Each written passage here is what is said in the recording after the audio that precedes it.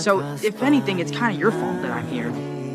What did you just say? I take that back. And now I'm here in space. Yeah, right where I didn't want you to be. Susan Coney Islands and field trip. This is a great ticket. You hear me? Don't pretend you thought this through. I know you didn't. You could not have possibly thought this. You can't be a friendly healer in Spider-Man if there's no neighborhood. Okay, that didn't really make sense, but you know what I'm trying to say.